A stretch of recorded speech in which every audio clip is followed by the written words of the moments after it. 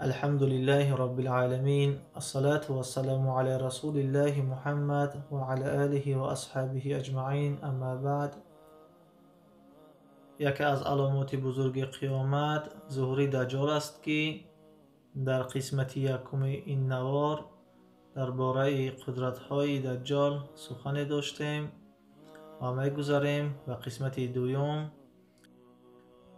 از جمله قدرت‌هایی که الله تعالی بر او می‌دهد، دجال بندگان الله را می‌کشد و دوباره زنده‌شان می‌کند. و از جمله یک جوان وقتی که در اطراف مدینه می‌آیند، در منطقه‌ای که سبخه نام دارد به اینجا می‌آیند و جوان بیرون می‌شود به طرف دجال و جوان میگه که تو همان مسیح دجال هستی، تو همان کافر هستی. رسول الله صلی الله علیه و سلم ما را از تو خبر دادند. باز این جوان گرفته به قتل میرساند و باز دوباره زنده میکند. پس این جوان برایش میگه که یقینا بالاتر شد، تو همان کافر هستی، تو همان دجال هستی و دوباره میخواهد که ای را قتل کند، دیگر قادر نمی شود. البته گفتیم دجال در تمام دنیا و سرزمین هر جای از دنیا داخل می شود بجز مکه و مدینه. البته در اطراف مدینه می آید به نام سبخه گفته یک مقام خاص. اینجا می آید، پایین می شد در همین منطقه و می خواهد که وارد مدینه شود. رسول الله صلی الله علیه و سلم فرمودند که بالای کوههای مدینه ملائکه می باشد که مدینه منوره را حمایت می کند و اجازه نمی دهند که دجال داخل مدینه شود. وقتی که دجال در همین منطقه زبخه می باشد، شهر مدینه منوره 3 مراتب زمین لرزه شدید می کند. رسول الله صلی الله علیه و سلم فرمودند هر انسان کافر و منافق و مشرک به طرف دجال بیرون می روند و با لشکر دجال یک جایه می شوند بجز مردم خالص دیگر در منطقه کسی باقی نمی ماند. مدت دجال در زمین زندگی می کند تقریبا 40 روز است. رسول الله صلی الله علیه و سلم فرمودند روز اول به اندازه 1 سال طول می کشد و روز دوم به اندازه 1 ماه طول می کشد و روز سوم به اندازه 1 هفته طول می کشد و باز دیگر روزهایش به مانند روزهای عادی که ما و شما زندگی می کنیم و مانند این می باشد. دجال وقتی که بیرون می شود قبیله های زیادی دارد، زیاد مردم به این داده شده اند و از این قدرت های الله تعالی به دجال می تیه. قدرت های این سبب می شوند که بسیاری مردم به دجال ایمان می آورند و فریب می خورند. از جمله یهود از قبیله دجال می باشد. رسول الله صلی الله علیه و سلم فرمودند وقتی که دجال بیرون می شود 70,000 یهودی اصفهان از جمله قوم می باشد تایید می کند، از جمله لشکر دجال می باشد.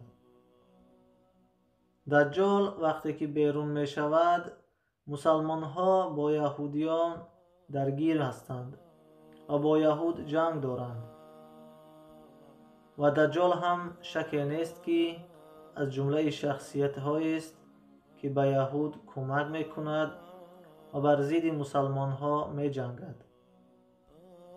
البته همه قدرت هایی که الله تعالی به دجال می دهد در همون وقتش محدود می باشد.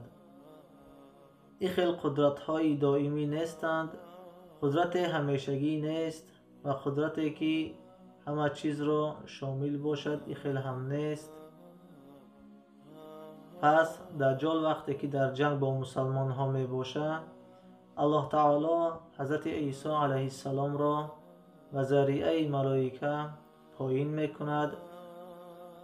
عیسی علیه السلام دستهای خود را بالای پرهای ملائکه گذاشته و در منطقه به نام منارة البیضا در دمشق، اینجا عیسی علیه السلام پایین می شود.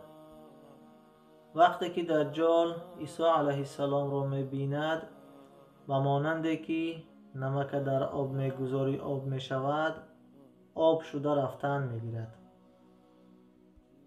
همیتا عیسی علیه السلام می بیند آب می شود و بعد فرار می کند به طرف فلسطین. با او طرف که می رود و عیسی علیه السلام هم از پسش می رود.